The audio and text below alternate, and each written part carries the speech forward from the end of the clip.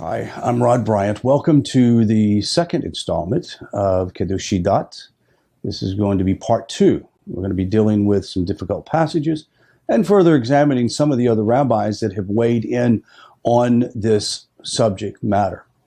One that obviously is a very well-known name is Harav Hagon Moshe Feinstein. Rabbi Moshe Feinstein was, along with Ovadia Yosef, one of the two most important deciphers of the code of Jewish law, Pashkum of the 21st century.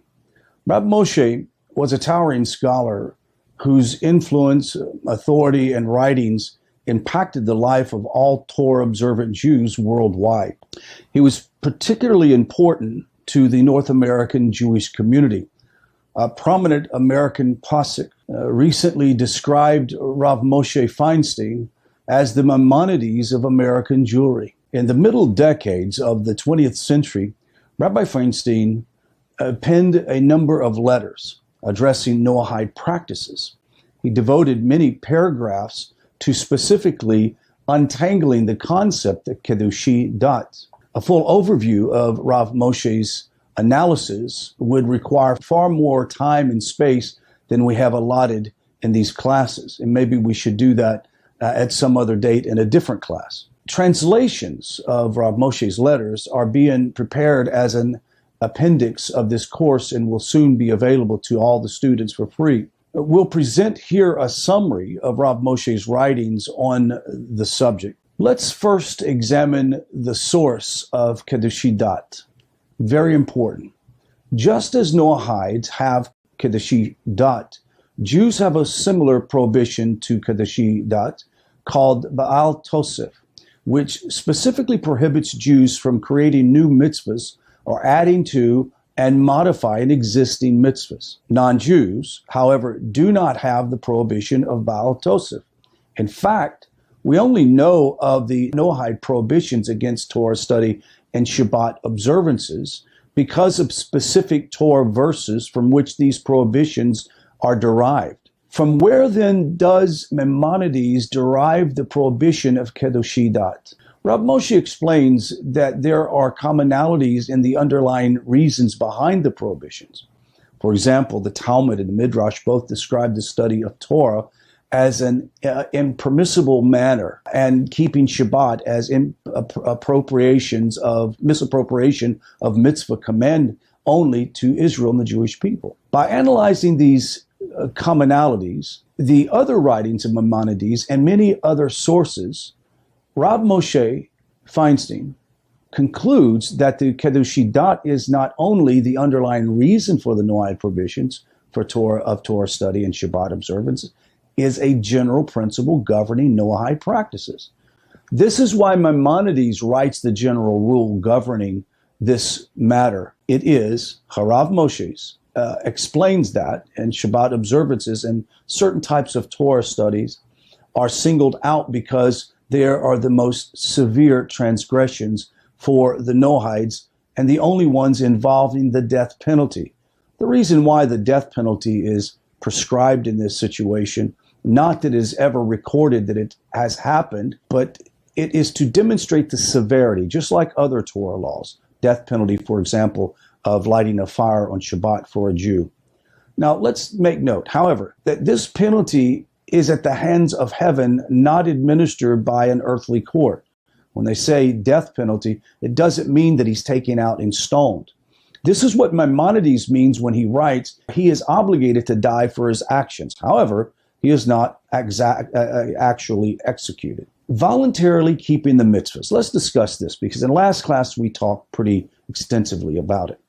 Rav Moshe notes a particular issue in paragraph 10 and the Radbaz's interpretation of paragraph 10. Quoting, should a non-Jew wish to perform, this comes from paragraph 10, one of the Torah other mitzvahs in order to receive merit or benefit, we should not prevent him from doing so, even according to all of its details. Radbaz states, if he wants to perform a mitzvah, saying that he has an obligation in the matter, will not allow him to do so.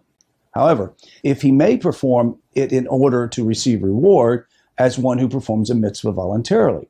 This is why Maimonides is careful to write these words, we stated this last class, in order to receive merit and benefit. Once again, emphasizing a non-Jew who has rejected avodah zarah, who has rejected idolatry, accepts the Torah given to Moshe from God himself, that Torah is germane to the nations as well because the Jewish people have the responsibility to teach the Torah. Nothing's prohibited him from taking on other mitzvahs as long as he's only doing it for merit or doing it out of his devotion to Hashem and not about obligation because Hashem has commanded that. As we've mentioned in the previous lesson, the Talmud explicitly states that a non-Jew who performs a Jewish mitzvah for the sake of reward does not actually receive reward for his mitzvah. Now, how are we to explain this contradiction? There is a classical debate in the Talmud as to whether or not a Jew who performs a mitzvah in which he is not obligated is considered either pious or foolish. I explained to someone one day that leaving my previous abode as a Christian pastor to take upon the Sheva Mitzvot and to follow after Hashem, the one true God, was either extremely pious or extremely foolish. I would hope to say it's the first, that it was a pious decision, not a foolish decision. God forbid that following Hashem out of avodah zarah would be foolish. Now the Talmud, Yerushalmi, Shabbos 1, verse 2, states that a Jew who performs a mitzvah in which he is not obligated is a hedyot, a foolish person. However, there are numerous examples in rabbinic literature of people receiving praise for such performance of mitzvahs. Why is the performance of a voluntary mitzvah sometimes called praiseworthy and sometimes called foolish? Well, the answer lies in the nature of non-obligation. Let's examine some points about that. Sometimes a mitzvah exists, but an individual is not obligated to exactly fulfill it. For example, all Jews are commanded in the mitzvah of tefillin. Nevertheless, women are exempt from wearing tefillin. Theoretically, if a woman does don tefillin in the right way and with the right intention, she may receive reward and she may not be called a hedyot. For example, it should be noted, this is theoretical. For many reasons, halakha, women do not wear tefillin. Rav Moshe discusses the relationship of a Jewish child under the age of 12 or 13 to the mitzvot. Below these ages, children are not obligated to the mitzvot. Nevertheless, a Jewish child is still bound to the covenant of the mitzvahs, even though their specific obligations are not yet been enforced. Rav Moshe writes that a child receives reward for their voluntary mitzvahs. In a case when no mitzvah exists for a person, but he performs the mitzvah anyway, such a person is called hedyot, a foolish person. In this situation, the person is called foolish because their action is not holy and holds no spiritual value. That is the general case when people quote this to non-Jews without further explanation is very, very damaging. For example, on Sukkot, there is a mitzvah for Jews to eat and sleep in a sukkah. If it's raining, though, one is exempt from eating and sleeping in a sukkah. The Rama writes that a Jew who decides to sit in a sukkah despite the rain is called hedyot, foolish. In the case of rain, the mitzvah of eating and sleeping in the sukkah is not suspended. Rather, it has ceased to exist entirely. In such a case, the sitter is merely sitting outside in the rain rather than being a holy act. Their mitzvah has become a foolish one. Maimonides writes similarity in the Talmud Yerushalmi. It is stated, anyone who performs a mitzvah in which he is not commanded from the Torah is hedyot. This is discussing someone who performs a mitzvah to which he is obviously no connection whatsoever. Then he is in effect adding to the Torah. However, one who does a mitzvah of the Torah according to the proper performance, even though he is not commanded in it, such as a woman receives reward. Maimonides adds to the definition of hedyot, a Jew who performs a mitzvah that in which he has no obligation is called foolish, because he thinks that he is acting piously.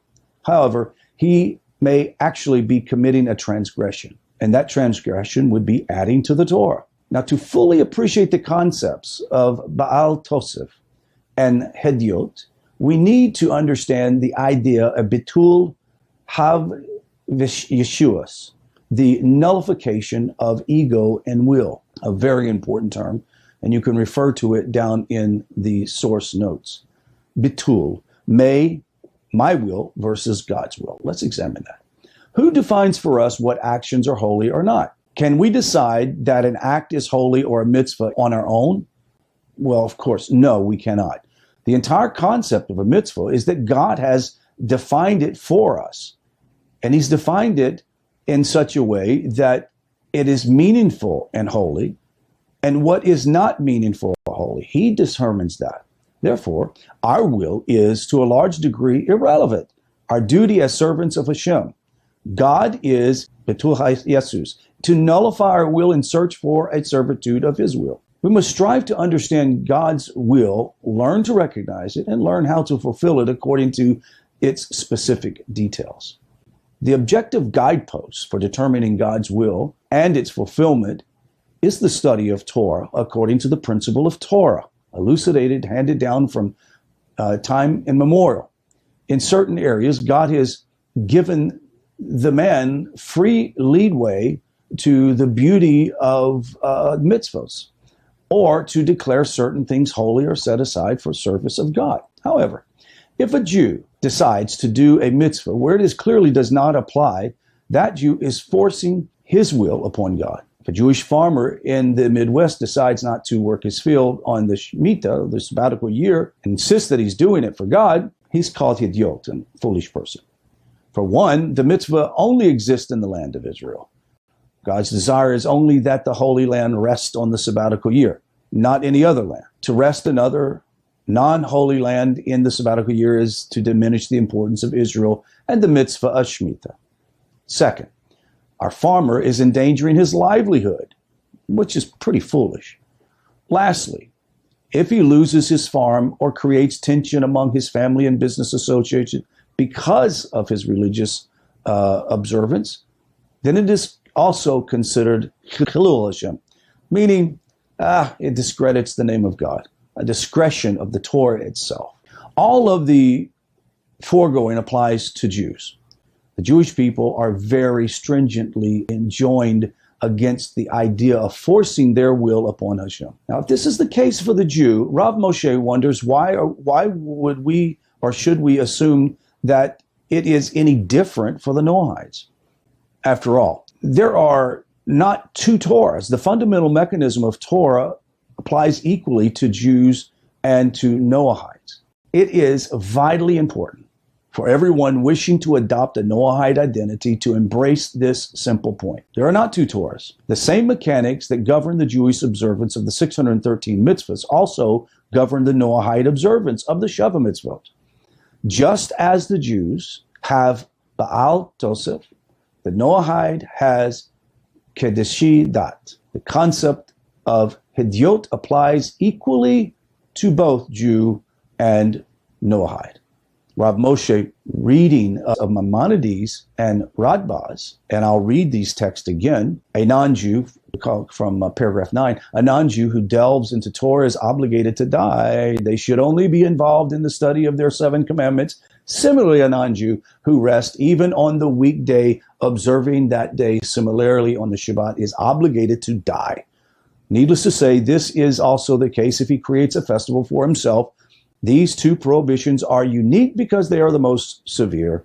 This is why they are singled out by the Talmud and Maimonides. The general rule of governing these matters is this: they may not originate a new religion or create performance of mitzvahs for themselves based on their own reasoning. That's what that text is about. The prohibition of Chiddushei Dat is not limited to Shabbat and festivals and Torah study, but applies to all mitzvahs of Torah. Chiddushei Dat is a transgression whether a non-Jew creates a new religious practice for himself or behaves as if he is obligated in the other mitzvahs of the Torah. One should either convert or accept all the mitzvahs or uphold their commandments without adding or detracting. That's what the text says. Let's look at the most important point to this discussion. This point is perhaps the most important yet. The prohibition of Chiddushei Dat does not exist to reduce or restrict the identity of a Noahide. Similarly, prohibition of Baal Tosef does not exist to reduce or restrict the identity of a Jew. Instead, Chiddushei Dat exists to define the boundaries of Noahidism. It is clearly there to delineate where Judaism ends and Noahide begins. Noahides may drink from the same well as Jews and to share their core beliefs and values, yet it is a religious identity wholly separate and distinct from Jews. Noahides have their own special mitzvah and missions in the world, as Jews have theirs. Noahidism is not a Judaism for non-Jews. Neither is being Noahide a way for non-Jews to participate in Judaism.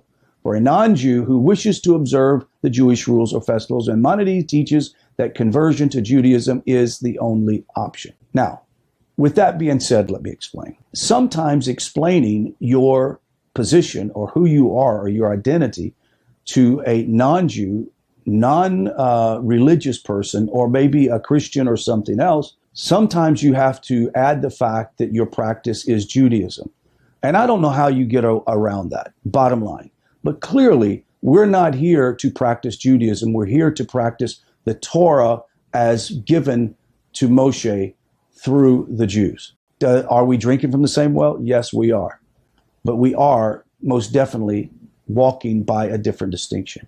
Let me add this too. I've said this on many different occasions in other lectures. Distinction is our holiness. Where the Kohen Gadol has his distinction from the other Levites, and the Levites have their distinction from the Israelites, and the Israelites have their distinction as being priests to the nations have their distinction. So when Hashem says, "Be holy as I am holy," we have to be distinct. We must be who we are. Hashem is who he is. You can't add to or take away from him. Hashem is who he is. Divine essence of holiness and purity. How are we to be holy as non-Jews? Be yourself. Follow after the Torah. Follow after the Sheva Mitzvot. Study Torah. Live with the highest level of integrity, and you'll be doing the right thing. Now, here's the text, repeated. If a Gentile delves into the Torah or Shabbat or innovates a religious practice, he is beaten and punished, and informed him that he is obligated to die for his actions. We've heard this ad nauseum. However, he is not actually executed. This is talking about a case when a non-Jew lives under Jewish sovereignty. Let me explain this. This text is clearly talking about when a non-Jew lives in the state of Israel under Jewish religious sovereignty with a Sanhedrin and a temple. He is then liable to punishment for observing these mitzvahs.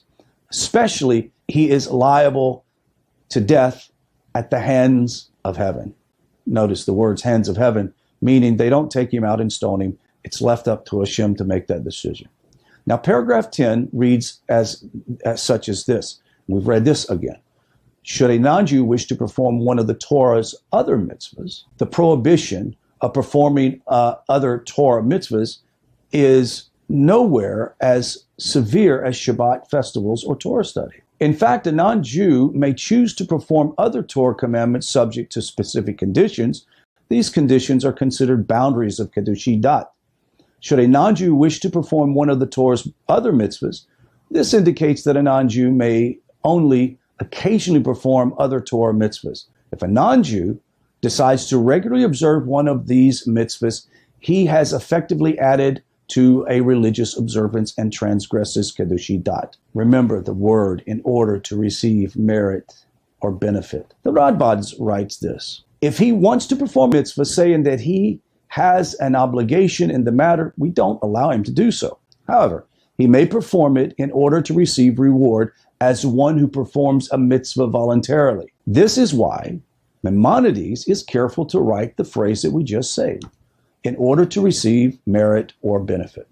Rav Moshe explains that any spiritual motivation makes the mitzvah a religious act. This is even if the mitzvah is performed only occasionally. Therefore, the only permissible motivation can be the ulterior. However, what ulterior, non-spiritual motive could there be possibly for keeping kosher or any other mitzvahs? Maimonides is telling us that although the non-Jew may not perform the mitzvah from a sense of spiritual connection or need, he may for obligation of receiving reward. This sets the threshold of permitting motivation in performing one of the Torah's mitzvahs. However, Rav Moshe explains this is only pertaining to the motivation. The non-Jew does not actually receive reward for doing a mitzvah. This is because the Talmud explicitly learns that non-Jews does not receive reward if he performs a mitzvah as such, meaning out of obligation rather than out of reward. Nevertheless, mitzvahs that provide a logical or tangible real-world benefit may certainly be adopted. We will elaborate on this idea in a moment. Let's examine these points. We should not prevent him from doing so, even according to all the details. Unlike Shabbat festivals and certain types of Torah study, we must not stop a non-Jew from trying to do mitzvahs. However, this implies that we should neither encourage nor insist a non-Jew in doing so. The Jews do not go and knock on doors and ask people if they have accepted Moshe in their heart. We just don't do that. So the idea is that out of voluntary, they be involuntary in their search for Hashem, it's permissible. If he brings an animal to be sacrificed as a burnt offering, we should accept it. Rav Nisgaon writes these words: not all the 7 laws and their derivation require revelation. For example, the obligation to recognize God, to obey him, and the obligation to serve him, all of which are rational and can be logically derived. Certain aspects of Noahide worship and practice are permitted or proper not because they are commanded in the Torah, but because they're compelled by logic, basic common sense, and common religious needs. Therefore, Rav Moshe points out that certain mitzvahs and religious acts are certainly permitted, and they may even be done according to all the Torah details. Such mitzvahs should include prayer and certain types of offerings and tithes. To summarize, Rav Moshe says this: Noahides may not keep Shabbat and study those parts of Torah prohibited to them. The details of these prohibitions we'll discuss shortly, and we'll explain in detail. Noahide should not be encouraged to perform any other mitzvahs in the Torah. If a Noahide insists on performing mitzvahs to which he is not commanded, it is permitted, provided that his motivation is not at all spiritual. In such a case, he may perform the mitzvah according to the details, i.e., kosher, prayer 3 times a day. There are mitzvahs that you can do, but you're not, when it says in this Jewish text to not do it for the purpose that not at all spiritual, what it's meaning is out of obligation from Hashem. It still receive merit in the sense that you are approaching Hashem and attempting to connect to Hashem. This can be talked about later. Even so, a Noahide should not perform such a mitzvah regularly, because then, regardless of his motivation, it continues the establishment of a new religious practice. It's difficult to wrap your brain around, I understand. But let's give it time. Let's let this mature as we discuss it. You'll understand it better as we go along. The mitzvah, however, has no spiritual merit or meaning. Now let's talk about that. Any feeling of connection or spiritual elevation one may sense is illusionary. Now let's just briefly talk about that. The idea of feeling a connection or spiritual elevation, from a Jewish perspective, spiritual elevation and connection comes from fulfilling the mitzvah that God has commanded. When one fulfills the mitzvah that God has commanded, you are spiritually elevated whether you feel it or not. It's not about an emotion or a feeling. Many Christians that come to Torah and other spiritualists that come to Torah drag with them this sense of needing emotional stimulation and connection. This is not a Jewish idea. Even though we are emotional people and Jews are emotional people, our connection to Hashem and the Jewish connection to Hashem is not about our feelings, but what we are doing. For example, if you truly want a spiritual connection as a B'nai Noach or Ben Noach, Bat Noach, then follow the Sheva Mitzvot and study the Torah and give tithes, give charity. You'll be doing the highest level of spiritual connection. Once again, to think that you're doing mitzvahs you're not commanded and you feel that you are elevated spiritually, it's an illusion, because how can you elevate spiritually to something you were not commanded to do so? Hopefully I can bring better explanation down the road. Another point, nevertheless, there are certain spiritual practices such as prayer that are permitted to Noahides for which they are rewarded. Rav Moshe Winter in the Sefer Sheva Mitzvot, Hashem, the divine code, after reviewing the many interpretations of Maimonides, Rabbi Weiner decides the halakha, law in accordance with Rav Moshe. However, Rabbi Weiner elucidates Rav Moshe's position further. He explains that there are many mitzvahs whose performance need not to be motivated by spiritually or reward, but have an immediate real-world benefit, like eating kosher, like eating food that is clean. It is possible that a person, perhaps laudable, and in some instances even obligatory, for Noahides to perform these mitzvahs. What do I mean? Is mitzvahs that are practical and benefit is for you in this world. For example, ideas of showing charity and loving kindness to other people is very important, and it goes a long ways. It's practical. Maimonides writes, should a non-Jew wish to perform one of the Torah's other mitzvahs in order to receive merit or benefit, we should not prevent him from doing so, even according to all of its details. Now, Rob Weiner explains that the word shechar may be understood as merit or benefit. Rob Weiner explains that Maimonides' use implies benefit. Therefore, if a Noahide wishes to adopt a mitzvah that provides direct real-world material or social benefit, it is permitted and perhaps even praiseworthy to do so. A Noahide may practice such a mitzvah regularly in accordance to all the Torah details. Hear that? Mitzvahs having real-world material or social benefit would include all those that are between man and man. And here's some examples.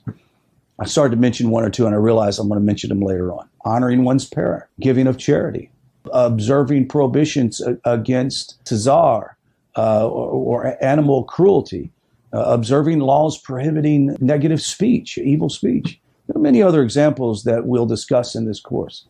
There are a number of religious observances that are between man and God, and that may also be observed, as we'll discuss later on. Now, Rabbi Weiner and Rabbi Feinstein's conclusions on Chiddushei Dat outline the guiding principles, determining whether or not a Jewish mitzvah may be practiced by a Noahide. I realize that if this is the first time that you've attended some type of extended lecture or detailed lecture on Torah law, it might be a little mind-boggling. And sometimes it appears that you have juxtaposed opinions in the same text and things that seem to be out of kilter with what other people are saying. This is the nature of legal talk, even in the world that we live in civil law. I'll give you some examples of what we're talking about as a practical example. When it says that a Noahide who takes upon himself mitzvahs that were not obligated to him by Hashem, it's considered foolish. Why would you do it? It doesn't give you any benefit. Why would you do it? Now, if you were to say, I like doing it. It's a good practice of discipline for me. There's nothing prohibiting you from doing it. However, you've got to be careful not to intimate that it is an obligation from Hashem for you to do, because it would mean that we are developing a new religion. Here's some examples. I live in the great state of Texas in the United States of America. And in the state of Texas, there are probably more laws that govern me driving from here to downtown Houston about 45 minutes than there are Torah laws.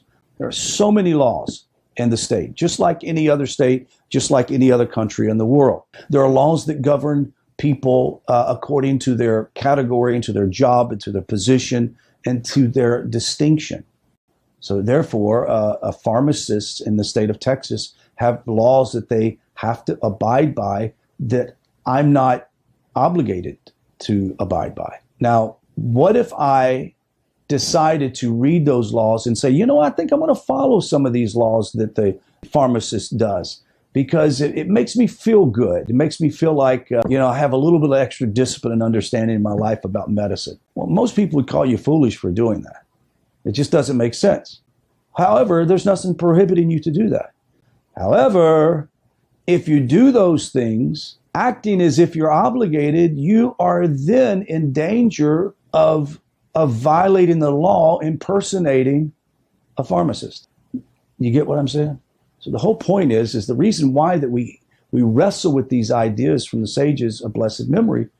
So we want to understand distinction. We want to understand our obligation, and we want to do it right. And this is not about restricting the Noahide any more than it would be restricting Jews. This is about giving you clarity on your path to righteousness. That concludes this class, and we'll see you in the next class. Shalom.